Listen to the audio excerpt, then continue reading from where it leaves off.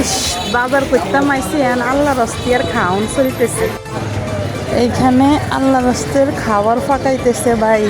আমি তো দেখি লোভ লাগিয়ে গেছে, কতক্ষণ দাঁড়াই আছি যে খাওনটা কখন দিব, কিন্তু রান্নাবান্না শেষ। তো আসলে কি করবো আর, আল্লাহ রাস্তার খাওন এটা কি মিস করন যায়? একটু একটু আল্লাহ রাস্তার খাওনটা একটু দিয়ে কি করবো আর। আপনাদেরও দাওয়াত রইলো ভাই, হয়তো আমারও দিব না, কিন্তু আপনাকে দাওয়াত রইলো। মামা বাইলা কত? একবারে 400 টাকা কেজি নিতে হবে। একবারে 400, আর কম নাই?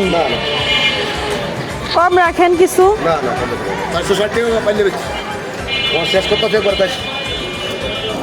আচ্ছা